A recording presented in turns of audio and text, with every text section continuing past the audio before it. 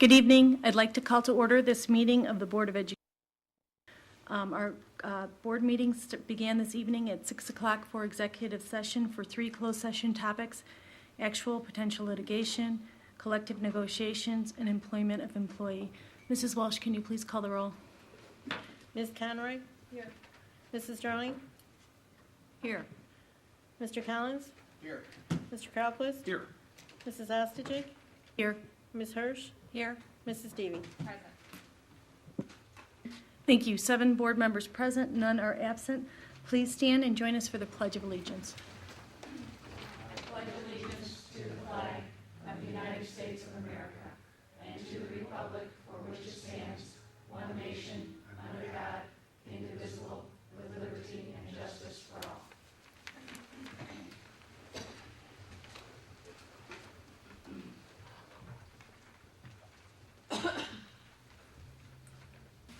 Our next item on our agenda is public comments. We have one individual who has signed up to speak.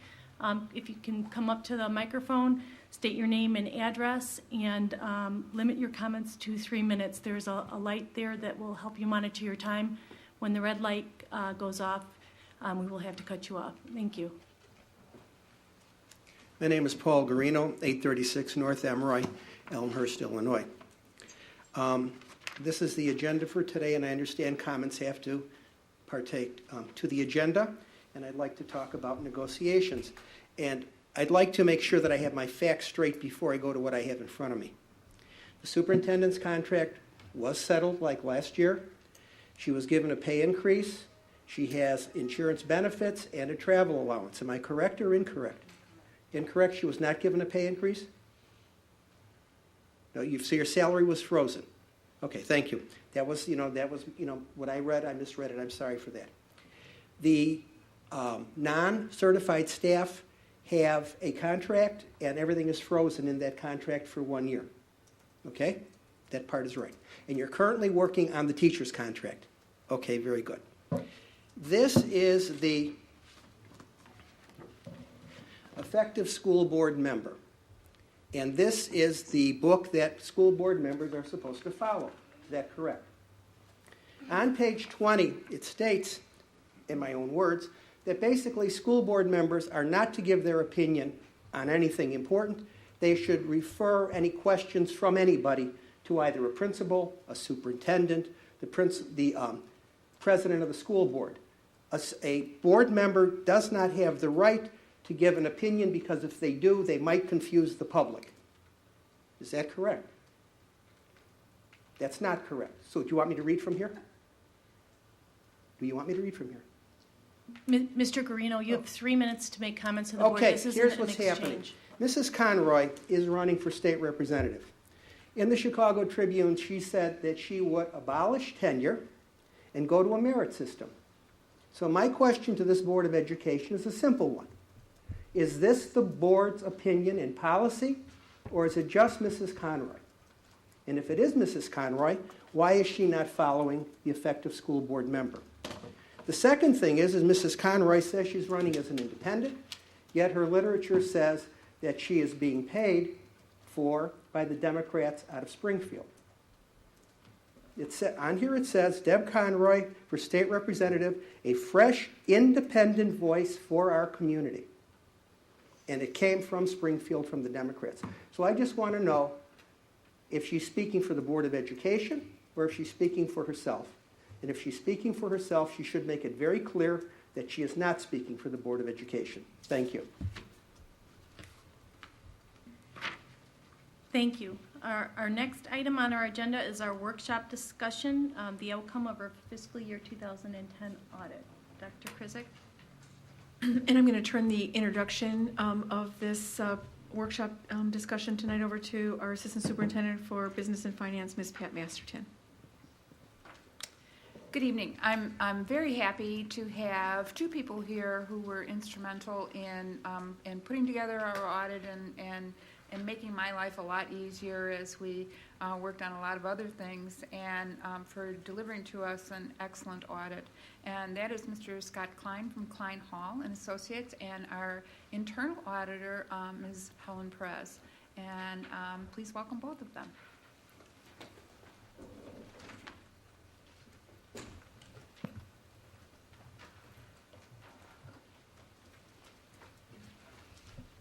Hello. Thank you, Ms. Masterton. Once again, our external audit was conducted the first week of August 2010 with our accounting firm, Klein Hall & Associates. They have prepared our annual financial report and opinion letters for our review. We are currently in the process of preparing our second filing for our CAFR, our Comprehensive Annual Financial Report. We expect to have all our data, including our audited financial statements, our management discussion and analysis letter, transmittal letter, and all our statistics updated and filed by the end of November 2010. Our deadline for this is December 31st by the end of the year. As you know, Elmhurst Community Unit School District 205 was awarded its first Certificate of Excellence Award in financial reporting last year.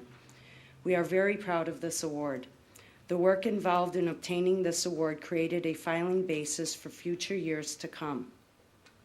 This year will be our second filing, and so we will update our data and resubmit our CAFR to ASBO International for our award.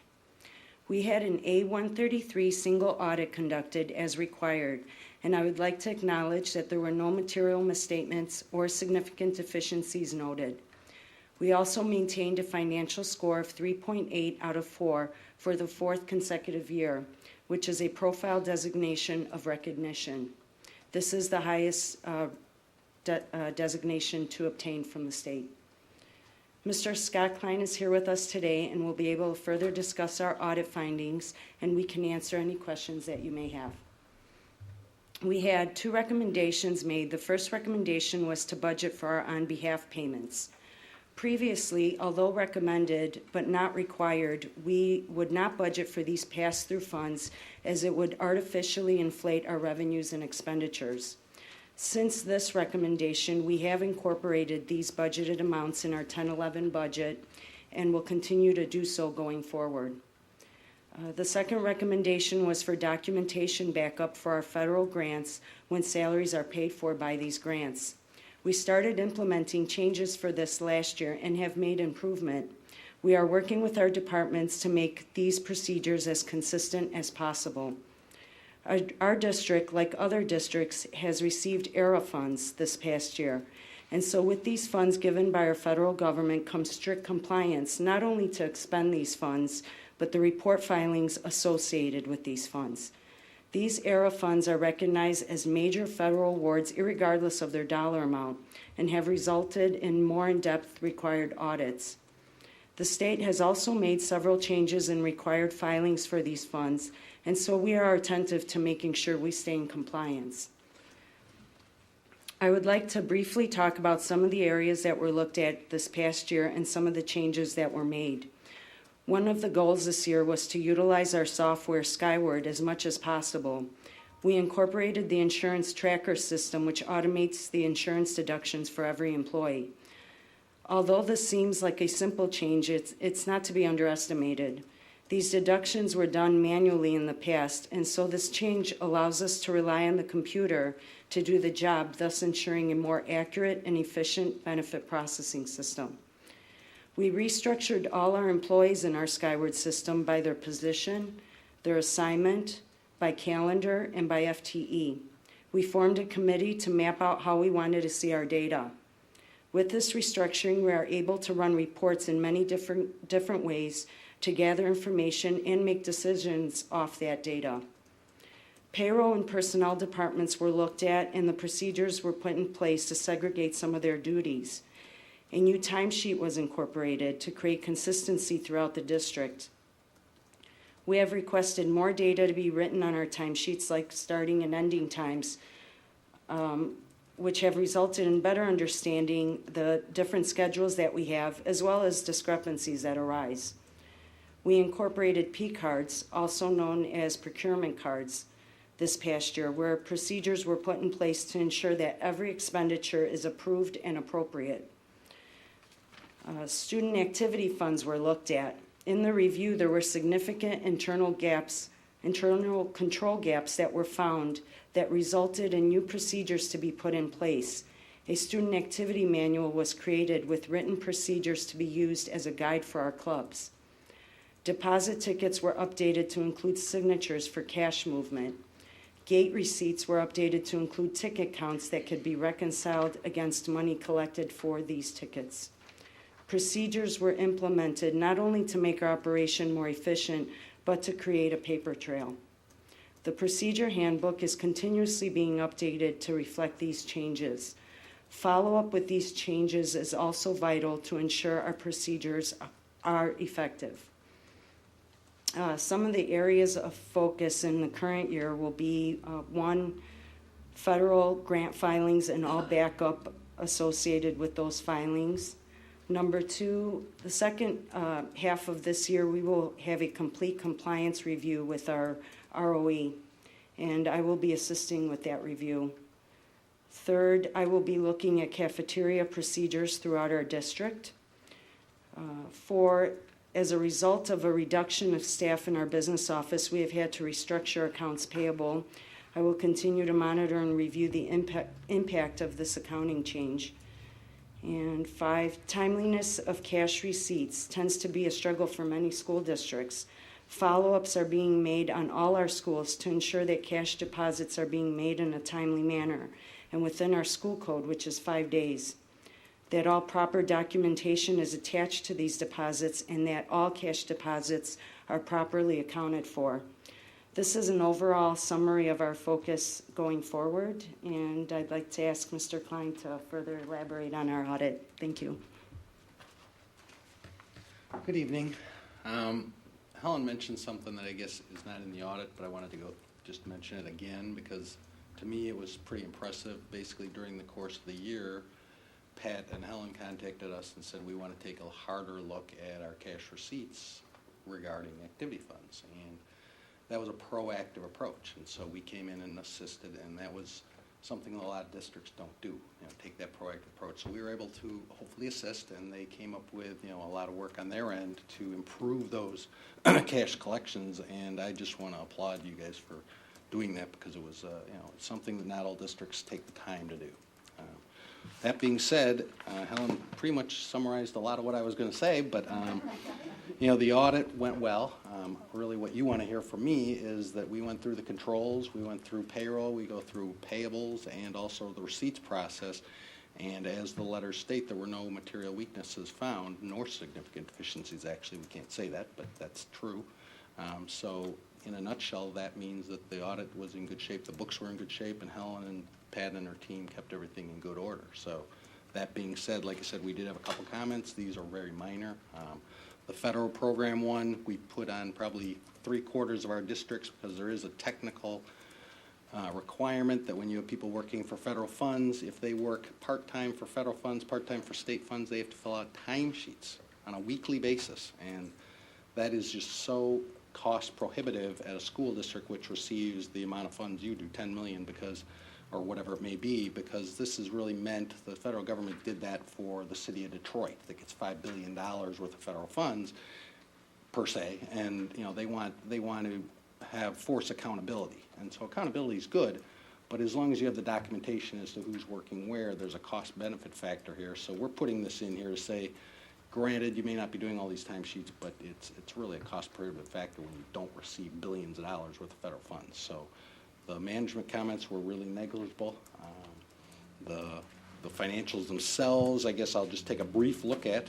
We have the annual financial report. As Helen said, the CAFR, the full CAFR will be coming out in the end of November. They still have a lot of work to do, putting those letters together and putting together that good report. The AFR is pretty cut and dry. It just lists all the funds. We have good fund balances. The operations were positive for the year for most funds. Really, that's pretty much all I had to say on that. There is a note in here similar to last year, which is new as of last year, talking about other post-employment benefits.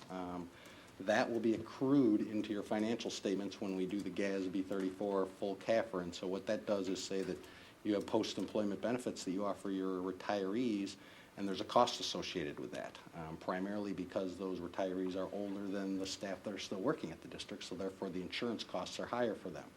And so that gets accrued in, and once again, that was a GASB nationwide proclamation to make sure people were recognizing that if you have a city of Chicago or someone with massive amounts of employees, there's a significant cost associated with that. So that will be accrued in here. I think in our footnotes we say at this time through June 30th of 2010, your district has about a $2 million liability. And once again, that's an actuarial determination similar to IMRF. So that's really the only new thing that's in there for the second year. If there's any questions, we'd be more than happy to go over anything specific, and obviously I can be reached anytime during the course of the year for questions if anyone has any. Mrs. Davy. Thank you. It certainly is good news to have outside eyes look at our books, look at our finances, and I think it shouldn't go without saying that there have been a whole lot of people in our district that have made a commitment to keep us on sound financial grounds, as you know, you are reporting. I wonder if you could more anecdotally tell us. We got a score of 3.8 again out of 4, and that's our second year in a row of being in financial recognition. I would suspect that you are seeing many other districts with scores lowering and scores falling into financial warning or early warning, whatever the other categories are. Can you give us just any ballparks of what you're seeing and just how strong of a message it is that our district has been able to maintain our rating? Yeah, and Helen and I were actually discussing this earlier. We do 22 school districts. Our firm does, and most of those school districts, you're correct, received scores reduced from 3.8. They were lower than that. And when you get down in the 3.4, 3.5 range, it's a review, and if you go lower than that, then the state starts looking very closely at your finances and requires you to do certain things to make sure you strengthen the financial stability. So even what we discussed tonight actually makes it sound even better. This year was one of the new ways they calculated that, and they include all debt, whereas before they only included bonds. And so we have some capital leases and other things in the school district, and they included that in there too, which could have potentially reduced that score, but it did not, which was even a better note for you. So yes, 3.8. I don't have all the figures on the top of my head, but that was probably probably one other district got a number higher than that I do. And with the state aid coming out so slowly from the state, I mean, there's cash shortfalls. There's real cash shortfalls, and unfortunately that bears on this number. And so, yes, there's a lot of districts out there that were really not quite as happy with the results as you were. But like I said, you've maintained a stable financial condition this year, I believe, based on the audit, and that's to be commended because that will set you up in the future for any tough times ahead. If there's no other questions, thank you very much. I actually do. Just have one other question, and just a general comment. Before we brought Ms. Perez on board, we had, I think our last audit report had 2 or 3 pages of items identified, and some of it was just having the resources available to attack them. And Ms. Masterton made the recommendation, and we fully supported it because we thought it was important to have really a close, watchful eye on what was going on adding to this role. So the number of items that have been identified are really very minimal. I think the outcome of the audit is very positive. I do have just one clarification question. One of the items you talk about is the on behalf payments. Can you just speak a little bit more about what's different in 2010 versus 2011? Yeah, and I'll comment on the whole procedure, talking about Helen being brought on board. When we came in, obviously we were coming in from prior auditors, and the new audit standards that came out about 2 or 3 years ago really allowed auditors to have a lot more judgment, but also required them to look more intensely at the controls in a district. And so there are districts, basically the controls now are at a higher level. They've placed a higher burden on you as a school district to prepare your own financial statements, understand them, and understand the reporting in them. And because of that, there were some concerns that some districts didn't have the expertise to do that. And when they don't, then we're required to basically say that there's a problem. And so by your addition of someone capable and qualified to do that, that's helped, bottom line. Because we came in and we've done those same comments for other districts, because there are districts out there that do not have the capability or the expertise to prepare and adequately monitor their own financial statements. So that is a plus, and I do agree that you guys made the positive step to do that. The on-behalf payments is a very simple thing. Basically what happens is TRS is the teacher's retirement system. The credible earnings that are paid to the teachers, the certified staff in the district, 9% the teachers withhold, and then the district kicks in a little bit for the this payments. But the big number here, this on-behalf payments, represents the employer share of TRS, because basically TRS is a retirement system, so it's sort of like Social Security. You got to put in some yourself, and then the employer has to put in some. Well, the way it's always worked with TRS, the state does that for you. And so it's a big number. This year they put in 23.3% of credible earnings. And so they're required to put in those credible earnings into the fund so that it can provide for the future teachers. And so that number amounted actually, I think, to over $12 million in your case. And so we reflect that as a revenue and an expenditure because it's on behalf. They've made it on your behalf, so we have to show that basically they gave you the money and you funded it. And so that does cause chaos for the books because it inflates your expenditures, it inflates your revenues. It doesn't cost you a dime, but we do need to budget for it. Therefore, that way we won't look like we're overexpending when we put this number in there. And so that's really all that is. And so when we saw that it was not budgeted last year, we recommended it be, and before we even got out of here, it had already been put on the budget form, so we just noted it for future reference. Thank you. And Dr. Krizik and Ms. Masterton, I'd like to thank both of you. This isn't a surprise. It's as expected, but the reason why it's as expected is we know things have been managed very well. Mr. Carlquist? A couple of things. First of all, I too wanted to echo, as much as the Board of Education would like to take some credit for such a sterling, very positive audit. Clearly the credit goes to Ms. Perez, Ms. Master, and Dr. Krizik and the organization for having the processes in place and for doing a quality job because, again, an audit like this is only as good as the leadership and the processes that support it. But at the same time, permit us to dance in the end zone just a little bit because as a Board of Education, it's our responsibility to ensure that those controls are in place and that the public's trust is reinforced with such a quality audit. A couple questions. You piqued my interest a bit as you referenced a comparative between District 205, this audit, and others that you've done. How many audits do you do? Yeah, I think it was 22 school district and special education co-op audits. Some districts bigger than this, some most smaller. And it was and I know it's not formal part of the audit, but you said that out of those 22 that you personally, your firm has been involved in, there was really only one other that was even remotely closer. Yeah, off the top of my head, I think there was one. I mean, the top score is 4, and I'm positive that there was one district that did get a 4.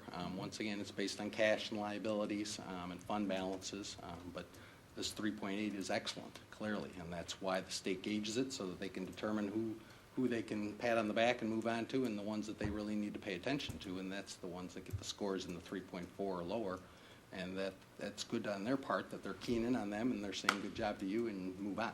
Yeah. Thank you. And then lastly, Dr. Krizik or Ms. Masterton, your qualitative assessment of the audit in terms of how you interpret this and where you go from here. I think having the resources of Ms. Perez and Mr. Klein. First of all, if you remember, we brought Mr. Klein in in their firm, and it was a savings for us, and they've done a fabulous job. I think it was an excellent move on our part to bring them in, the board's part, and we appreciate the fact the board was willing to look at a new auditor because it gave an entirely new viewpoint as to what we need to do and how we need to do it. And the emphasis has been in particular on controls. And it's such an important part of what we do as stewards of the finances. And, a report is a report. It's going to tell you how much we spent, how much we got, and a lot of other, data and information. But it doesn't say how you manage that and whether you're doing a good job of pulling that together and working on that. And it's a daily process. And in a district this large, it is a daily process. Every single day we find little things that we would like to tweak or improve upon, that we talk to the staff about, we talk to the administrators about, that we could do better. And having the board give us the resource of Ms. Prez as the internal auditor has been hugely helpful, because I can guarantee that from my office, I would not have had enough time to be able to do the kind of things that she's been able to do with that. So it's been a really positive process for us, and it's nice to get such a nice audit. We're not gonna lie and say that, we're not kind of beaming over that, but at the same time, the valuable insights that we get from them coming in and talking to us about what we're doing right and what we could do better is the best part of it all, and we're really happy with that. I certainly agree with Ms. Masterton's assessment of why we are where we are. I think it's a team, though, also, because Ms. Masterton certainly has not relinquished her responsibilities in any of this process. People are surprised that she reviews purchase orders and scrutinizes them and questions those in terms of her day-to-day, operations and certainly what she does. So I do think, I want to say that it's a complete team of individuals that are working towards this. But I also think that the 3.8, as well as achieving the award last year, is really kind of an indication to the community that we take our fiduciary responsibilities very seriously. And we have been putting in not just controls and practices, but making expenditure reductions and closely predicting what our new revenue sources are going to be in terms of putting together a strong financial forecast so that we're not surprised at the end of any year in terms of what our fund balances are going to be. So I do think it's been a consistent attention to detail that we take very seriously and will continue to take seriously. But whatever Helen has cost us the past 2 years, really she saved us in intangible as well as intangible ways. Because I think the financial credibility of the district doesn't really have a cost value to it. As well as our ability to then put in, again, new control systems that didn't exist before that will further mitigate the risk the district is exposed to on a variety of different levels. So I do think it is a team. It's a team of district administrators, school administrators, the board working together. So I really do think that this couldn't have been possible with this highly collaborative effort.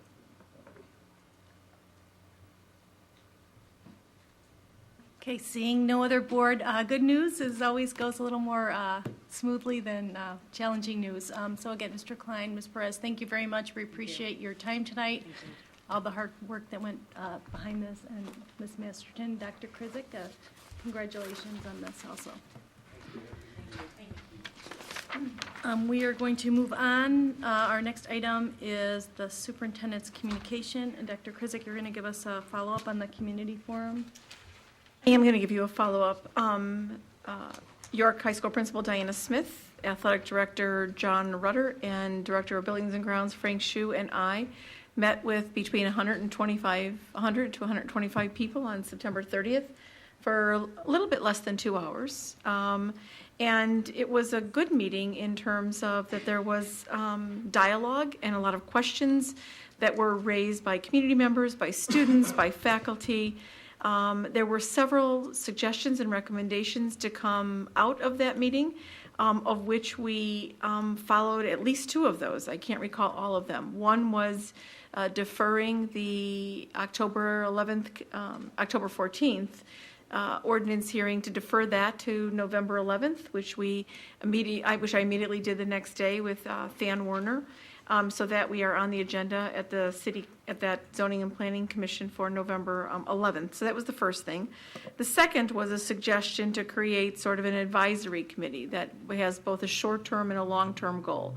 The short-term goal is to help further assist in refining the district's request with regards to light usage at the stadium, even though we had presented sort of a modified proposal as part of that presentation on September 30th, which was favorably received in terms of showing listening on our part. So the recommendation is to create this group of individuals made up of both neighbors, community members, students, and staff members to work on that, to get that prepared to go forth at the continuation hearing.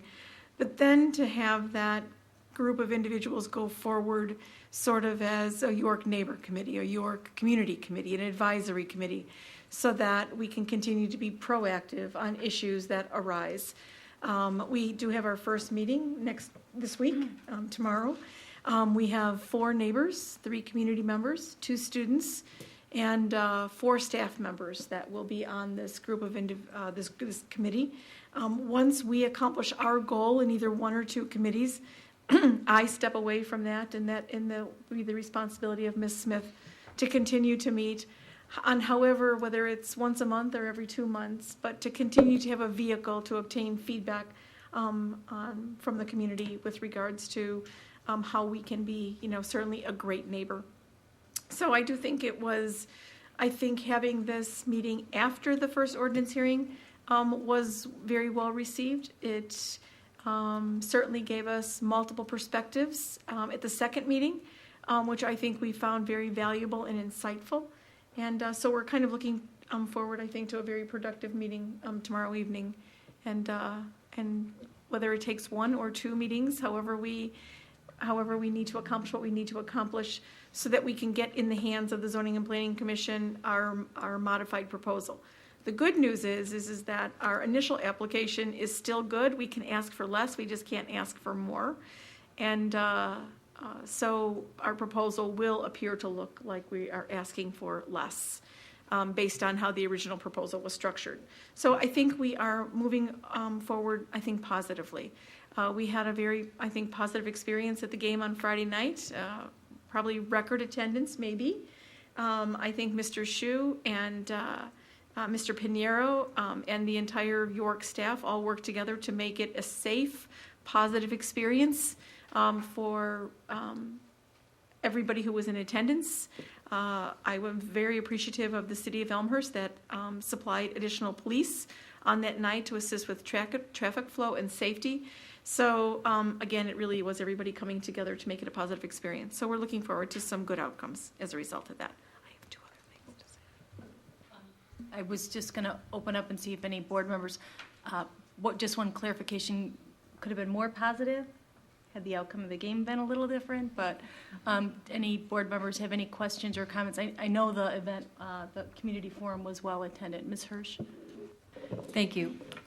The community event, the feedback forum was well attended, and I was able to attend and hear some of the comments from both concerned residents as well as those who want to continue to see us use the stadium. And I do think that it was an excellent idea, and I'm glad to see it executed quickly, the idea of having a committee that is going to be hopefully in place on a long-term basis so that we can continue to improve our behaviors and make sure that we are a good neighbor to the people who do reside in our very dense community that happen to live near the high school. Dr. Krizik, if you can share, and maybe the community hasn't had a chance to meet yet, but if you could give us your thoughts on, the committee is a representative group of all the different constituents. And so I'm assuming there's going to need to be some kind of plan to communicate some of the results, some of the compromise, some of the discussions that have been held. So do we have an idea on if that would be the district's responsibility to communicate, if we can provide some support to the neighbors in terms of communicating with people that have expressed interest? I do know that the list, I believe the sign-up sheet at that meeting on the 30th, there were over 24 people that had signed up to participate in the committee, and I know, no, 24, not 2,000. There weren't that many people there. But I do think that there was definitely clearly expressed interest to participate in the process. And while I understand the need to come up with a defined group so we can have some good discussion and come up with some good compromise, I do think it's important to make sure that we communicate, not only the district communicate, but make sure that we reach out to all of those community members who did take a step forward to choose to participate in the process, and then we recognize that and we develop some kind of planned program to communicate back to those persons who stepped forward and expressed interest. I think until we come to some preliminary recommendations of what's going forward to the Zoning and Planning Commission, that we won't be communicating anything until we come to some resolution on that. We want to make sure that the committee works and goes forward, because I think we anticipate having some really good conversations and discussions at our first meeting tomorrow evening. And we have a responsibility to communicate that to the Zoning and Planning Commission, as well as then to the, I'll say, entire community that has an investment on how that space is being utilized. Because as you heard that evening, everyone sees a couple things. One is that the existing ordinance is not adequate to meet certainly the needs of our students, and people recognize that the 1986 ordinance is not realistic. People are looking for something that is well understood and can be we can be accountable for, and it can be enforced, and all of those kinds of things. But we're not going to give summaries of each of our meetings until we come to consensus. I think we're not wanting to negotiate this in public, so to speak. We want to use this engaged process of individuals to come together to some consensus so that we can then provide rationale for how this group of individuals came to these decisions. So that's really what I believe our plan is at this point in time. Hey, Mr. Carlquist? Dr. Krizik, two thoughts. I mean, one is, I know it's been mentioned before, but it came out in the forum, but I think it's important again to emphasize, it is the exception rather than the rule that communities have ordinances like this that restrict the use of school district facilities, at least around the stadium. I think we determined that Oak Park River Forest was under the terms of a city-imposed ordinance that restricted lighting use, but that was not the case in every other neighboring district in terms of their athletic facilities. Is that correct? Mr. Rudder did a very thorough review of about 20 school communities that are residing within residential areas that have lights, and besides Oak Park and ourselves, those are the only two that have city ordinances governing stadium light usage. And then the second point was, it's been referenced multiple times that the current prevailing governance is this 1986 ordinance. So, 24 years have passed. We're in a very different position today. Primarily, I think it should be viewed as an overwhelming success, the fact that investment in that stadium project has had such benefits, such value to students, and it's being utilized so well, and that the potential is there to utilize it even more extensively to the benefit of our students. I would hope that things that I've read and things that you've shared with this board have talked about the accommodations that the district is making, the concessions the district is making, on and on, that at the same time, there is through this committee and through the conversations, that there is an approach being taken to work out an agreement that can have longevity going forward for the next 24 years potentially, that will not unduly restrict the use of that facility, again, for student use going forward. Well, we can't anticipate what 25 years is going to look like. We're certainly not trying to craft an agreement that is only going to have a longevity of 1, 2, or 3 or 4 years. So I think that having multiple perspectives, neighbors as well as the community members that are representative of both athletic individuals as well as music and band individuals, because it's a multi-use facility, as well as having students who might even have a vision for the future of kind of what that looks like. I think that hopefully will put us out far enough so that it is not having to be revisited sooner rather than later. I think the concern, we provided something called our proposal was like a 4-tiered proposal that we had shared with them on September 30th. And the preliminary feedback that we got is the fourth proposal, which said 10 to 16 or 10 to 15 additional events that were not defined. We'll probably have a conversation around that. That was a concern of individuals. But we may not be able to predict with exact certainty how an IHSA football schedule or a soccer schedule or a lacrosse schedule, or if the marching band is going to be competing in some sort of a sectional tournament that we are sponsoring. We may not be able to predict everything, so we needed a little bit of, we believe we need a little bit of a flexibility for unforeseen events that are school-related.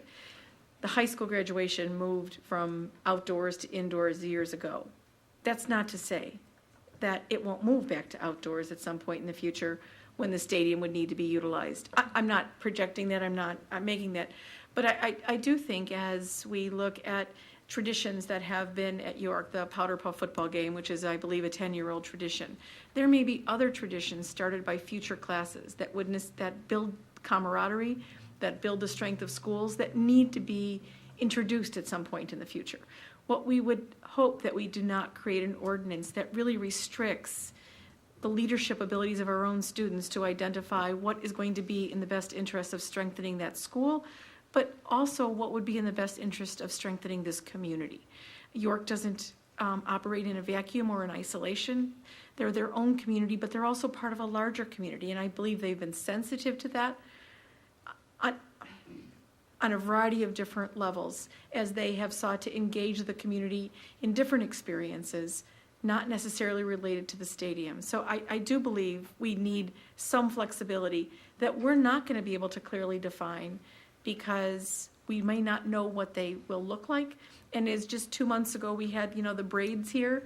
One of the responsibilities of the braids is to identify opportunities to strengthen the relationships among students and improve the culture. This group of braids, future braids, might come up with an activity that necessitates the utilization of the stadium. Again, we want to be able to encourage our students to think outside the box, so to speak, as it relates to achieving the mission and goals, not just of York, but of the district and of the community. So we are looking to have some flexibility, but how we communicate that, how we come to understandings and conversations about that, I think that those are going to be some good conversations that happen over the next couple meetings.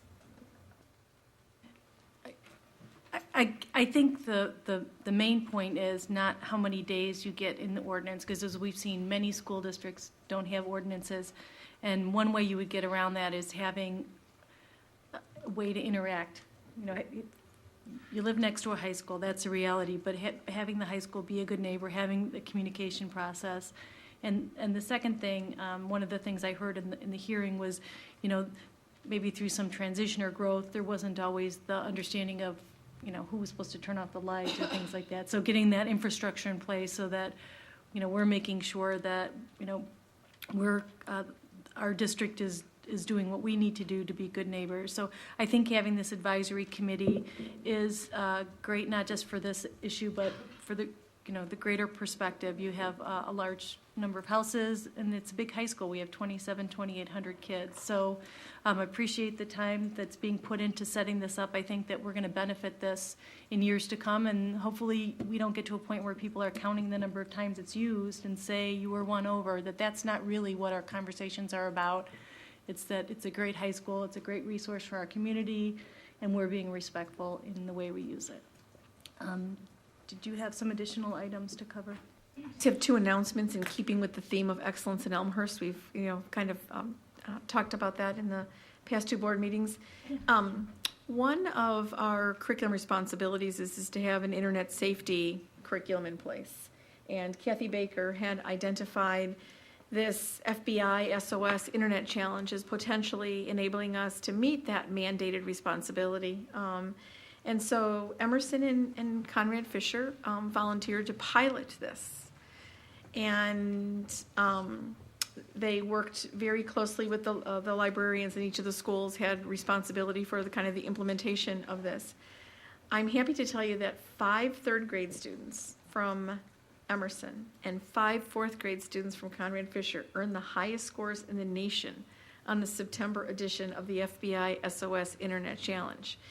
Not only did we have those students receive this recognition, but both schools have placed in the top 3 in the nation. I think in the top 3, right? Well, they were first. One of the third grades was first, and one of the fifth grades was first in the nation. And then another was third. I think we had a third place. So both of those schools will be having this surprise assembly tomorrow. I hope no one's listening. Well, we're not live, so this is good. So this is after the fact.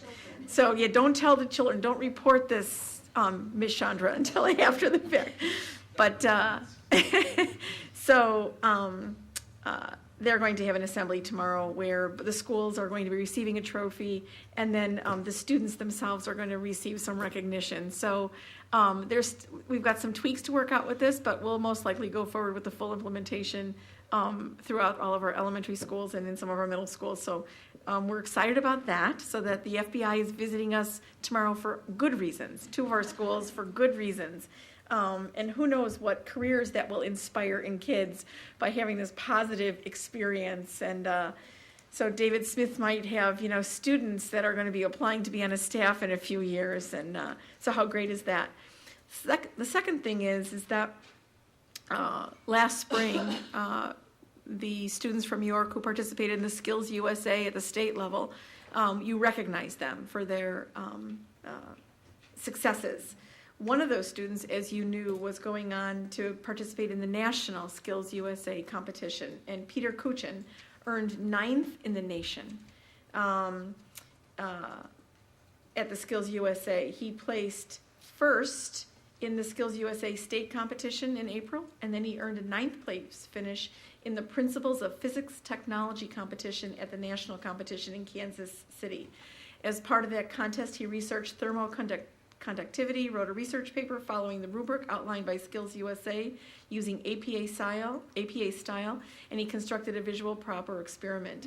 So this is very exciting. This is the highest nationwide performance that we've had of one of our students, and we're certainly looking forward to having these students be successful in the future. So we've had a lot of success in some of our programs that we've been offering students, and I wanted to bring that to your attention this evening. So we're going to be putting that out to the community as well, how proud we are of that achievement. Thank you for sharing some wonderful news with us. So overall tonight, I think it's been a good news night. We do not have any further items on our agenda. I got some upcoming meetings to discuss, and then we'll have board communications. Our next meeting is Tuesday, the 19th. It's a committee of the whole policy meeting, 7 o'clock here at the District 205 Center, room 217, which is one of these segments. October 26th is our next Board of Education business meeting, 7:30 here in this meeting room. And then Tuesday, November 16th, we have a Board of Education business meeting, also 7:30 here. Also, November 2nd, we have our annual PTA Council School Board Collaborative Meeting. It's this year framed as community conversations with the board. So this is an event sponsored by the PTA. It'll be from 7 to 9 at York High School, so all community members are welcome. Board members will be there and cabinet members will be there. And then the last item is just that we have our IASB conference is scheduled for November 19th through 21st. So I know many board members are participating in ongoing training. Always important keeping us productive board members. That is it with the upcoming meetings. Are there any board communications? Mr. Carlquist? Thank you, Mrs. Ostrich. A couple items. First of all, Dr. Krizik and I attended the intergovernmental meeting this week, which is, as you recall, gathering of representatives from the city, park district, and school district, both administrators and elected official representatives, to talk about opportunities for collaboration. If you remember the last time I reported on this, I should share that what had come out of the meeting was the opportunity potentially to collaborate around lawn maintenance services, and as you recall, subsequently we took action on treatment for this fall. So one of the things, again, that we used the opportunity was to thank the Park District for the cooperation with that, because it did, in fact, save us money. We got better pricing than what we would have done or either had paid previously or would have paid going it on our own. So again, other than that, I would say nothing really noteworthy to report, but again, it was a good opportunity to begin or to continue the brainstorming process around ways that we could collaborate.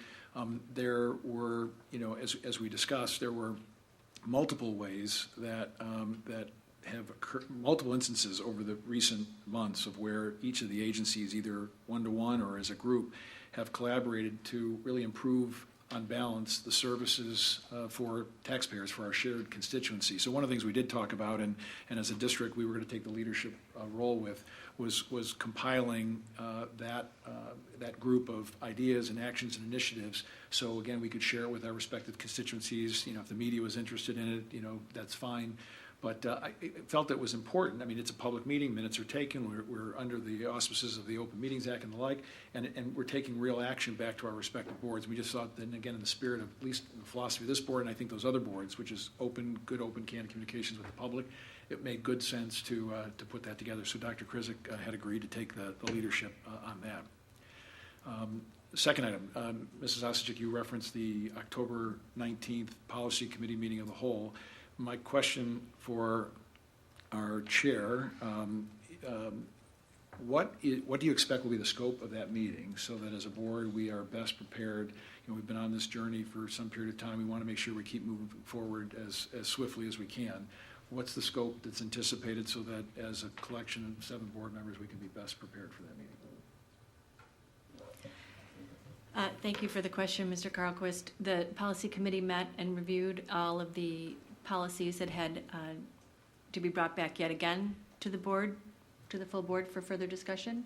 We, as a committee, sketched out a couple of alternatives, options to put in front of board members. So the policies that had been requested by board members to bring back again to the committee of the whole have been discussed by the committee. The committee has come up with alternatives to present to the board. Those documents have been prepared by Ellen Walsh, and they will be pushed out to board members. Sorry, not this Ellen Walsh, Dr. Krizik's Ellen Walsh. And those policies with the options have been checked by me to make sure that they reflected what we had talked about in the committee, and will be pushed out to board members, so that board members will have in front of them alternatives to choose from. We had a large number of policies which we still needed to address in Section 2, and the committee is meeting on, I believe it's the 25th of October, to continue to work through and provide alternatives to the remaining policies that individual board members chose to bring back yet again for discussion at the committee of the whole table. So our goal is to get through all of those outstanding policies in Section 2. You will have alternatives sent to you, as well as I actually spoke with Mrs. Walsh before the meeting to say, let's make sure that if there is prep work that we can do to prepare for any additional policies that we can get through on the 19th, we can get through those as well. Thank you. That's very helpful. And then lastly, Mrs. Ostojic, by contract, the board is expected to outline its priorities, its goals for the district, or is done specifically by giving them to the superintendent. We're expected by contract to do that in the July timeframe. It's October. So my question is, when do we expect to be in a position to bring to the full board for either ratification or approval what the goals and priorities are for the Board of Education for this fiscal year? Mr. Kralkus, as you know, we've had a lot of discussion around that. We had them mostly finalized, and that I know as a district we're moving forward on the priorities. We have not brought those out for formal ratification, so that's something I would expect to bring to the October 26th meeting.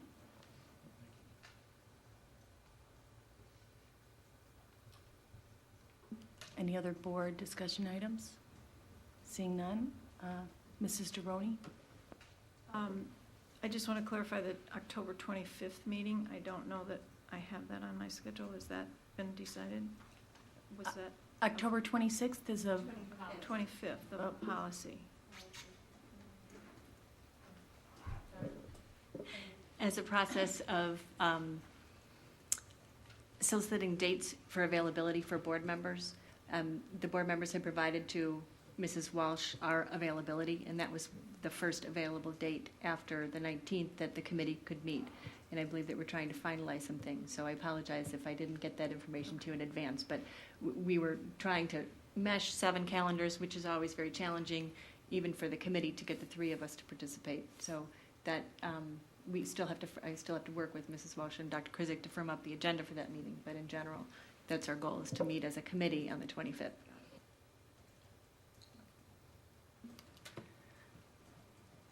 Ms. Hirsch? I move that the board return to closed session for the purposes of discussion of employment of employee. Is there a second?